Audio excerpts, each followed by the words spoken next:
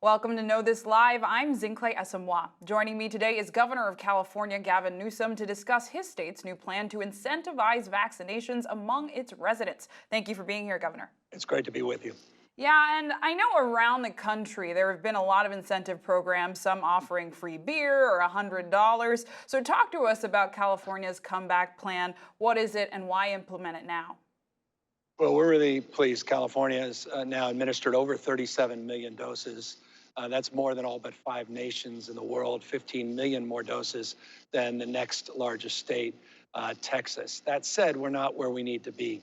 While 2/3 of adults have been vaccinated, we have only vaccinated 20% of 12 to 15-year-olds, about 42% of 16 and 17-year-olds. So in particular, we want to get younger folks and those that may be on the fence and drive to June 15th. June 15th is when we vast majority of the state is substantially reopened, but we fully reopen the state on June 15th. And we think these incentives, $116.5 million worth of incentives driving through June 15th, may be the ticket to getting there.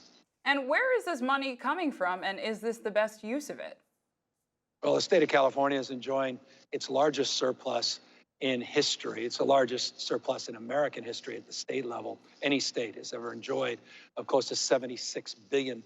The cost of not doing more to get people back at work, to get people safely back in the classroom is exponentially more than the $116 million that we're going to invest in this program. There is real vaccine hesitancy out there. There just may be also folks that are just saying, well, I'm not even hesitant. I'm just not that interested because it looks like we got this and everything seems to be turning the corner.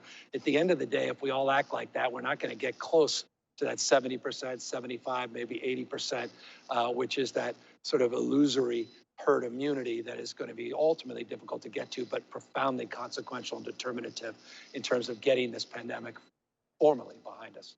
And some Californians have said or argued that this might not be the best approach, saying, California needs more mobile pop-up sites and hard-hit communities like the Latinx community and the Black community still need to get vaccinated. What's your response?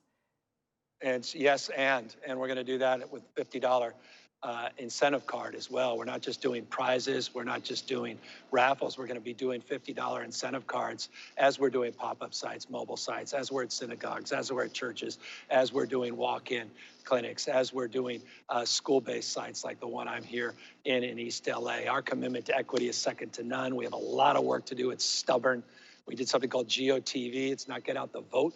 It's get out the backs. It's phone banks, boots on the ground. It's people quite literally walking into communities, not even knocking on doors, just asking strangers as they walk by. But now they're going to be able to do it, the power and potency of a gift card that can help with groceries, can help pay the bills. And every member of a family gets $50. So if you have a large family, you start doing the math, it could be very meaningful. And you're automatically enrolled in these cash prizes, $50,000 on June 4th, and then again on June 11th. We're going to make those available to 15 people in both days. And then on the 15th of June, we have a $15 million of prizes that we'll be putting out.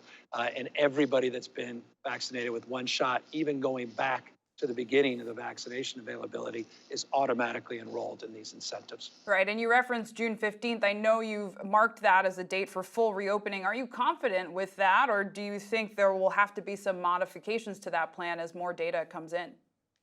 Well, here's why I'm confident, because the data of the last 3 weeks has been profound. California is the lowest. It's the largest, one of the densest states in America, the most populous, 5th largest economy in the world.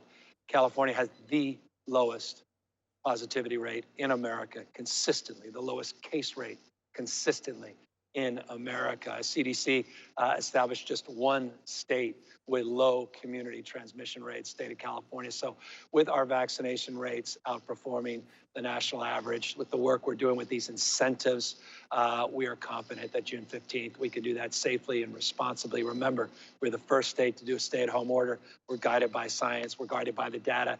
And we've been very sober about our approach to this. It's been a challenge, been a long year. No one's naive. Right. No one's denying that. but we're confident in June 15th. And I want to talk about politics. I know Caitlyn Jenner has not slowed her campaign for governor, saying that you have destroyed the economy of California and destroyed hope in California. What do you make of those remarks? I don't know. I just find it fascinating what just happened that contradict that. In the United States, they announced jobs numbers last month. 38% of America's jobs came from the state of California. In February, 41% of America's jobs came from California. Bloomberg just did their innovation index. California's #1, record-breaking venture capital last year, 99 IPOs so far year to date, more scientists, engineers, researchers, more Nobel laureates in the state, any state in the nation, highest reserves in our state's history, $11 billion we're paying down on long-term pension obligations, and as I said, a $75.7 billion operating surplus. I think those facts speak for themselves. Well, it's clear between vaccines and jobs, you've got a lot on your plate, so thank you for your time, Governor Newsom. Great to be with you. Thank you. Yes, and thanks to everyone for watching. This has been Know This Live. I'm Zinkley Esamoah.